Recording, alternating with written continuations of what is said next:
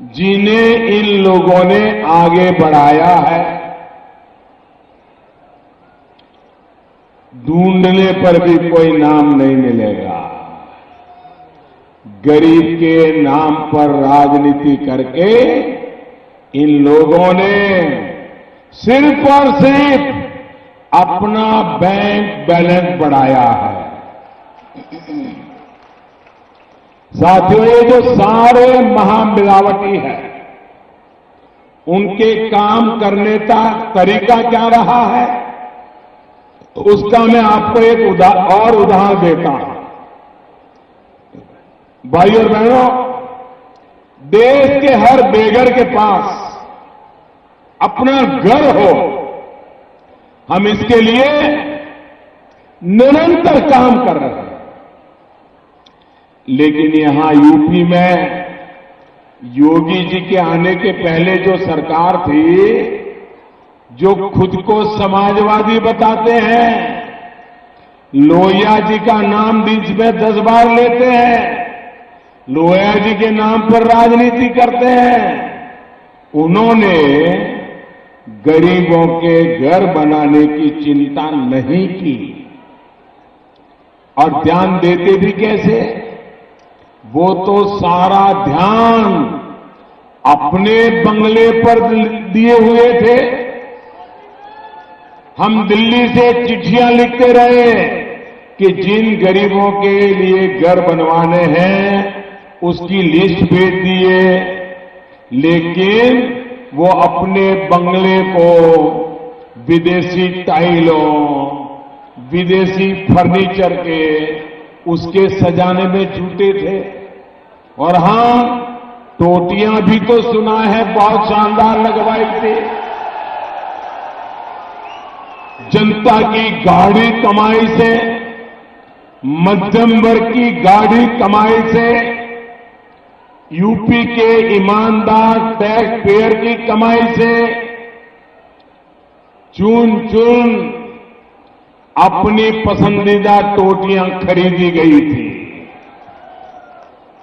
तो साथियों, हम दलितों के लिए, पिछड़ों के लिए, गरीबों के लिए, हर बेघर के लिए घर बनाने की लिस्ट मांग रहे थे, वो हमें टालते रहे। वो तो अच्छा हुआ कि आपने सबने मिलकर ये योगी जी की सरकार बनवा दी, वरना हम अब भी चिट्ठियां ही लिखते रहते। साथियों, योगी जी की अगुवाई में अब यहां घर बनाने की गति तेज हुई है। घर भी ऐसे जिसमें बिजली का कनेक्शन है, दूधिया बल्ब है, उज्ज्वला का गैस कनेक्शन है, शौचालय है। भाई और बहनों, प्रधानमंत्री आवास योजना के तहत 5 वर्ष में 1.5 करोड़ से अधिक घर गरीबों के लिए बनाए गए हैं। और जिनको अभी तक घर नहीं मिले हैं, उनको भी जल्द ही मिलेंगे, ये मैं विश्वास देता हूं। क्योंकि 2022 जब भारत की आजादी के 75 साल होंगे, 2022 तक हर गरीब के पास अपना पक्का घर हो, हम इस संकल्प पर काम कर रहे हैं।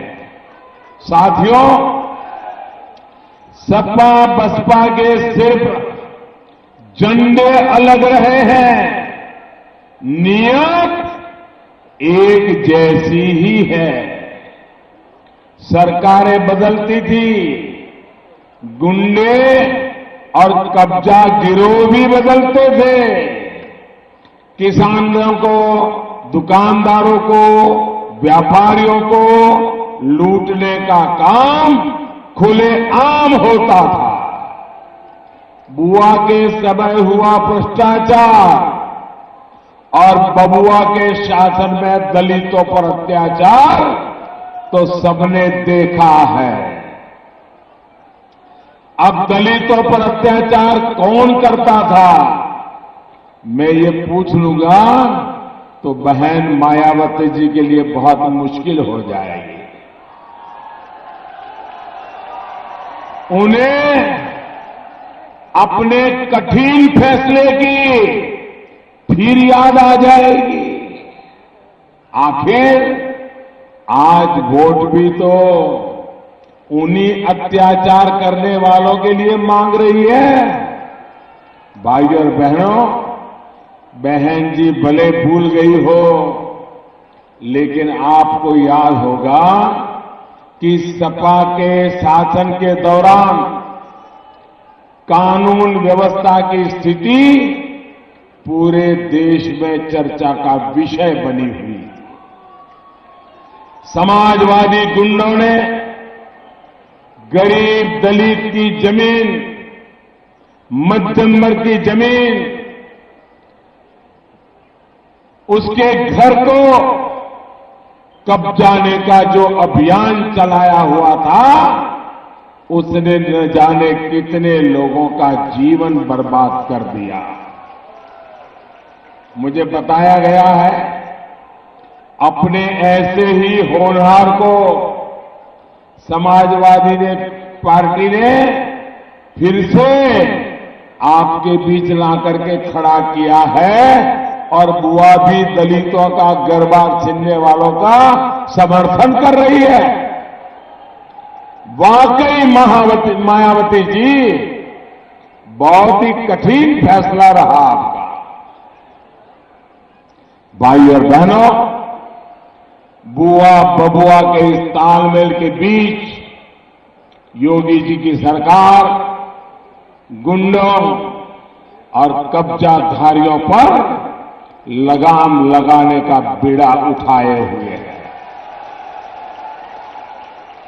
जमीन कब्जाने वाले ऐसे अपराधियों के जेलीकरण के साथ साथ जमीनी के रिकॉर्ड का डिजिटलीकरण भी साथ ही किया जा